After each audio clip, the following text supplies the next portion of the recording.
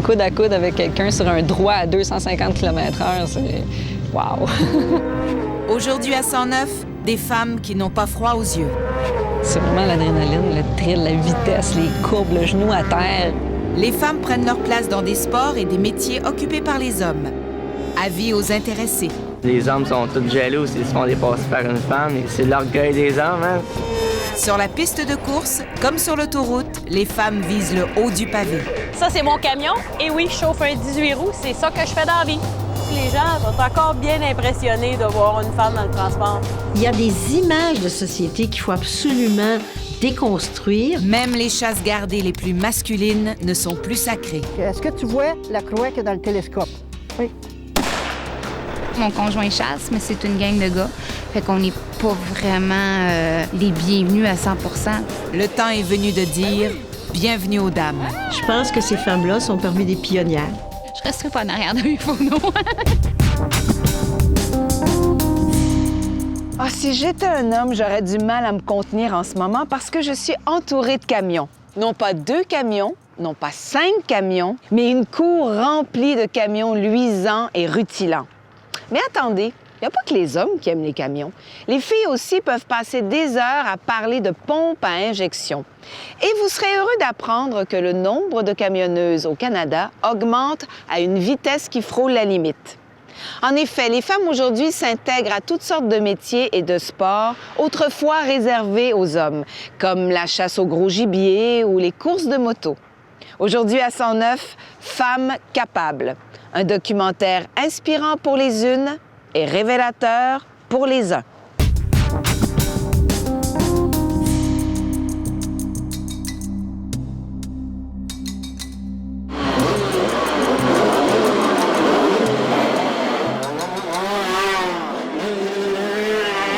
Imaginez que vous pilotez une moto à 250 km/h sur une chaussée trempée.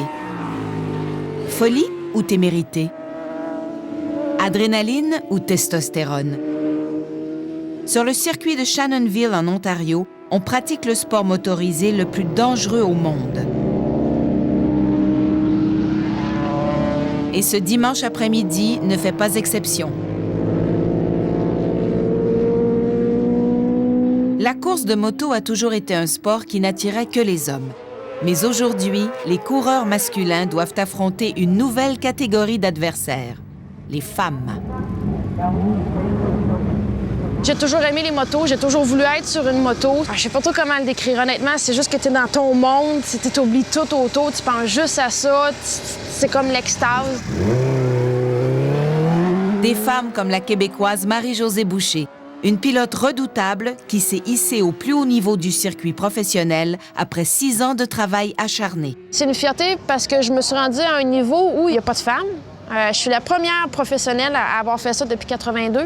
C'est le fun parce que personnellement, je travaille très, très fort pour faire ça. J'en ai mangé des croûtes, j'en ai pris des bêches. J'ai eu des week-ends que tout est mal allé, que je suis retournée avec des épaules pétées. Mais imaginez que vous êtes Suzanne Boucher, mère d'une fille casse-cou. On aura beau dire que la nouvelle génération est plus épanouie, mais rien de tout cela n'est très rassurant pour Madame Boucher. L'adrénaline est à son maximum. Surtout quand vient le temps de la voir courir. Elle va à une vitesse effarante. Hein? Entre sa génération et celle de sa fille, Madame Boucher a vu la condition féminine changer à la vitesse de l'éclair. Une tendance qui intéresse la sociologue Francine Descaries, experte de la condition féminine au Québec et conseillère auprès des pouvoirs publics et privés.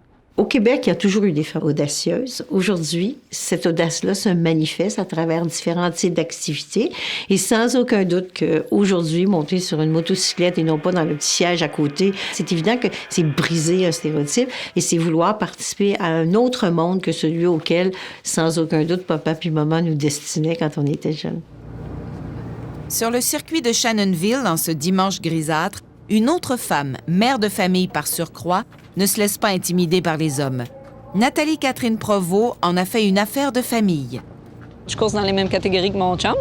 Puis mon fils course dans sa catégorie à lui, qui est le CBR 125. C'est bien le fun. J'adore ça. C'est vraiment l'adrénaline, la passion, le thrill, la vitesse, les courbes, le genou à terre. C'est tout ça. D'être Coude à coude avec quelqu'un sur un droit à 250 km/h, c'est... Wow!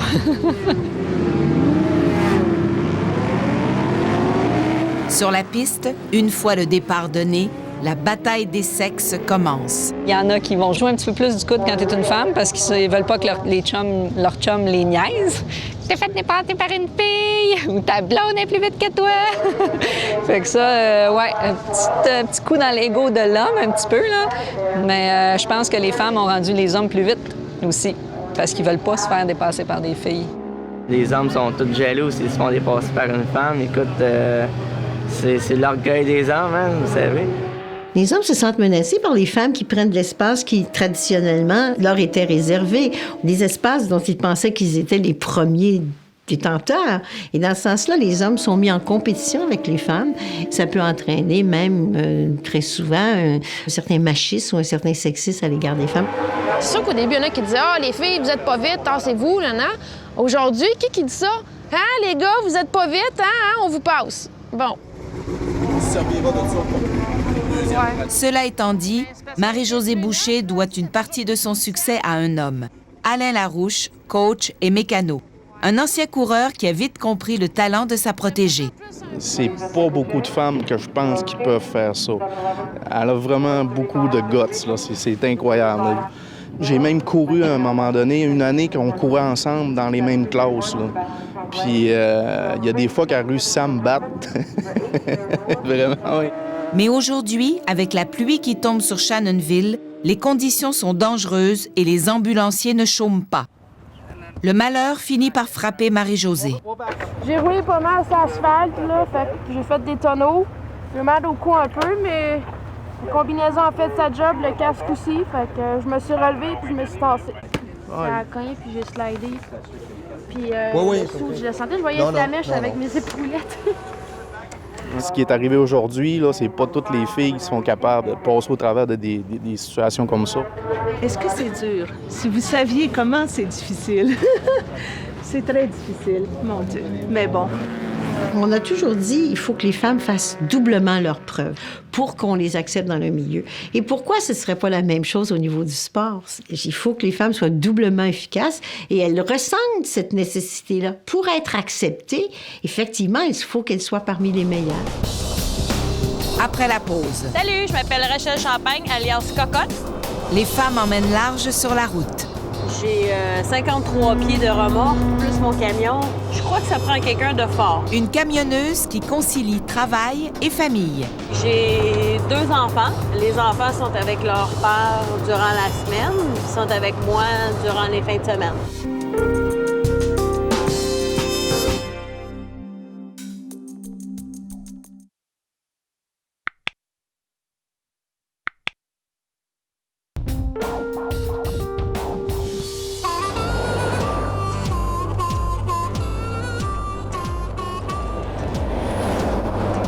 On estime à 85 millions le nombre de camions, toutes catégories confondues, qui circulent en Amérique du Nord.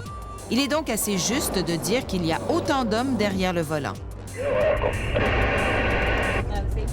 Mais attention, messieurs, il y a un virage qui s'amorce. Salut, je m'appelle Rachel Champagne, alias Cocotte. Et ça, c'est mon camion. Et oui, je chauffe un 18 roues. C'est ça que je fais dans la vie. Quand je rencontre des gens puis que je connais pas puis qui disent qu'est-ce que tu fais? Ah, je suis camionneur. Ah oui, les gros trucks, là, toujours la première question qu'ils posent. Rachel Champagne sillonne les routes depuis 5 ans. Aujourd'hui, elle est en chemin pour le Mexique, où elle doit livrer des pièces d'auto fabriquées au Québec. Les gens sont encore bien impressionnés de voir une femme dans le transport. La sociologue Francine Descaries s'intéresse au changement de rapport entre les sexes et leur impact sur le marché du travail. Le camion, comme d'autres métiers traditionnellement masculins, bûcheron, par exemple, c'est des espaces réservés pour les hommes. Et j'ai l'impression que, d'une certaine manière, c'est des espaces que les hommes n'envisageaient pas du tout partager. Le camionnage a longtemps été associé à la force physique parce qu'elle était nécessaire. De nos jours, les camions équipés de direction et de freins assistés sont plus faciles à manœuvrer. Le métier est donc plus accessible aux femmes, qui y sont de plus en plus nombreuses. Mais peu importe le sexe, le camionnage n'est pas une sinécure. J'ai 53 pieds de remorque, plus mon camion. Je me retrouve perdue. Le client m'a donné les mauvaises directions. Faut savoir comment gérer la situation et faut avoir une bonne confiance. Je crois que ça prend quelqu'un de fort. Et comme bien des femmes qui travaillent, elle doit jongler avec son horaire. J'ai 2 enfants. Les enfants sont avec leur père durant la semaine, puis sont avec moi durant les fins de semaine. Ça fait que c'est pour ça que c'est important pour moi de vraiment être à la maison à tous les fins de semaine.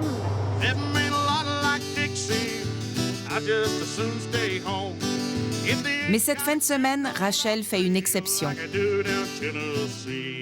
Elle rejoint des camionneuses américaines pour faire une collecte de fonds pour le cancer du sein. En fait, c'est Rachel qui a fondé cet événement au Canada et maintenant aux États-Unis. Ça s'appelle Convoi vers la guérison, Convoy for a Cure. Au total, on a ramassé 80 000 $ au Canada pour la Fondation canadienne du cancer du sein. Puis aujourd'hui, ici au Texas, c'est le premier convoi américain. Dans cette escale routière du Texas, les camionneuses arrivent de partout. Preuve que les femmes prennent leur place dans ce métier d'homme. Aux États-Unis, on estime que 8 % des routiers sont des femmes, une tendance qui est à la hausse. Margaret Soto a été l'une des premières camionneuses professionnelles. It's been interesting because when I first started, there weren't hardly any women in trucking.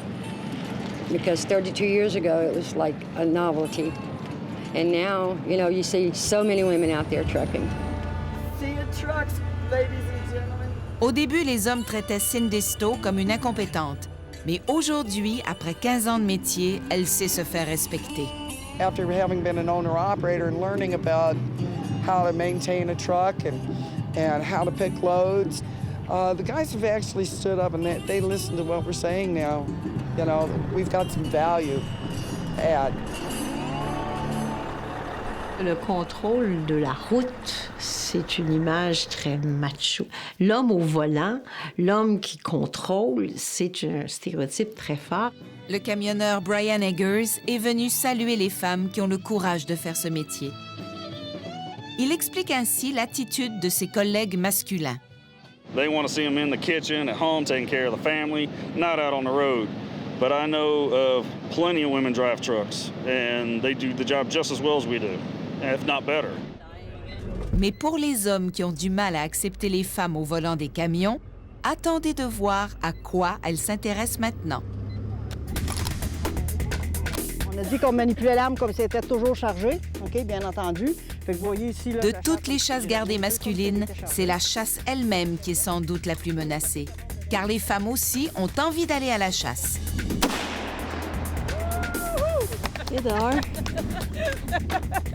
Dans une pourvoirie de l'Outaouais, des femmes de tous âges apprennent pour la première fois le maniement d'une arme à feu. Ben oui, c'est elle. Ben oui! C'est un programme d'initiation. Le but, c'est de transmettre aux femmes notre passion et puis leur faire découvrir c'est quoi le plaisir de la chasse. Okay. Est-ce que tu vois la croix qu'il y a dans le télescope? Oui. Donc, tous les aspects à partir du début, avec la sécurité, le maniement des armes à feu, jusqu'à ce qui arrive à la fin avec une récolte de gibier. Ouh! Je pense que j'ai même pas. J'ai parti. On va aller voir. Vu que tu as déjà 2 balles de tirer, avant d'en tirer trop pour rien. Elles viennent toutes de milieux différents. Mais leur objectif est le même, apprendre à chasser indépendamment des hommes. Oui, le premier coup, ça valait la peine de prendre le temps qu'il fallait. L'instructrice Hélène Larente a mis sur pied l'organisme Serre-Femmes qui enseigne les rudiments de la chasse aux cerfs de Virginie. Si les femmes n'avaient pas la chance soit d'avoir un conjoint qui les amène, ou quelqu'un de la famille ou un ami ou quelqu'un de l'entourage qui pratique cette activité-là puis qui dit « Viens, moi, je vais t'emmener, je vais te le montrer », ils n'ont rien pour eux autres à ce niveau-là. Fait que c'est certain qu'un programme comme le nôtre, on se dit « Bien, regarde, nous autres, on est des femmes passionnées, on va lui montrer, nous autres. » Ne nous quittez surtout pas. Allez, filles! Dans un moment, les chasseuses passent aux actes. Nous autres, là, on s'en vient récolter un gibier. On s'en vient pas tuer un gibier. Hey, son chum va être content. Et voilà.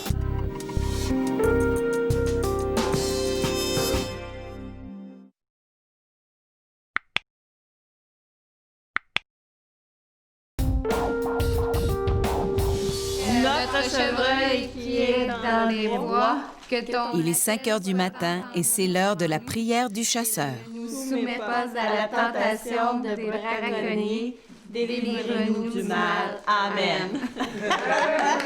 Il y a à peine un mois que ces femmes ont tiré leur premier coup de carabine. Aujourd'hui, c'est le jour J. Un solide petit déjeuner avant d'affronter le gel matinal et c'est parti. Il faut se lever tôt car l'animal se manifeste à l'aube. On attire le gibier avec des pommes qu'on répand dans le bois. Ensuite, on s'installe dans une cache pour attendre patiemment. Là, j'ai mis les pommes. Ils s'en viennent manger. Fait qu'ils s'en viennent pas pour passer puis repartir tout de suite. Ça peut rester là 10 minutes, 20 minutes. Tu prends tes respirations comme il faut, puis tu vas voir que le cœur, il est pas mal. Mais qu'est-ce qui incite ces femmes à vouloir faire ça? Valérie Wolfe est une des plus jeunes chasseuses du groupe. Dans mon cas, mon conjoint chasse, mais c'est une gang de gars. Fait qu'on n'est pas vraiment les bienvenus à 100 là, pour aller chasser avec eux. Ils disent, les femmes ils commencent à vouloir faire comme les gars, mais à quelque part, y a-tu une loi ou quelque chose qui disait ça, c'était conçu seulement pour les gars? Ça a été comme ça parce qu'à l'époque, tu sais, les filles, les femmes restaient à la maison parce qu'il y avait une trolley, il y avait des petits, puis il fallait que quelqu'un s'en occupe. Puis c'est les gars qui partaient pour la chasse. On a entendu un coup de feu, tu peux-tu me dire c'est qui a tiré? Ah, OK, c'est beau. Bon, on descend, on va aller les aider. Allez, filles! Qui t'a tué? OK, qui est la chanceuse? Moi! Elles ont atteint l'objectif de la journée, celui de tuer un chevreuil. Mais chez Serre-Femmes, on préfère parler de récolte. As-tu vu le coup après ça? Ça, là, tu vois, notre façon de voir n'est pas tout à fait la même. Hey, les gars, hey, j'ai tué un gros boc. Puis, tu sais, là, ils sont pas tous de même, là, on s'entend, mais nous autres, là, on s'en vient récolter un gibier ou prélever un gibier de la nature. On s'en vient pas tuer un gibier. Quand il est frais abattu, prélevé comme ça, tu peux l'enlever avec tes mains, t'as pas besoin de couteau. C'est la première fois que Lise abat un animal. Elle a du mal à y croire elle-même. T'es patiente. Oui, C'est correct. j'ai été patiente. Un coup parfait. Ça ici, c'est son foie. Est-ce que tu veux le garder? Oui. Il y a des images de société qu'il faut absolument déconstruire et ces femmes-là contribuent à les déconstruire. La balle? La sociologue Francine Descaries regarde de près les exploits de ces femmes qui cassent le moule. Comme vous pouvez constater, elle a vraiment le visé au cœur. C'est vraiment ce qu'on appelle un tir parfait. Go! Go! Il y a ces espaces-là, l'espace du bois, l'espace de la force physique, l'espace de l'endurance. Évidemment, quand les femmes pénètrent, bien, ça bouscule, ça chavire, ça transforme, mais aussi ça remet tout en cause.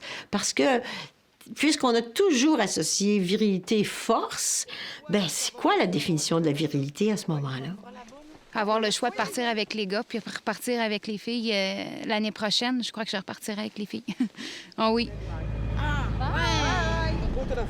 Hey, son chum va être content. Mais non, il a dit, appelle-les pas, là. Mec, t'arrives, mets-y de la tête sur la table, puis dis, mon homme, c'est le même, ça marche.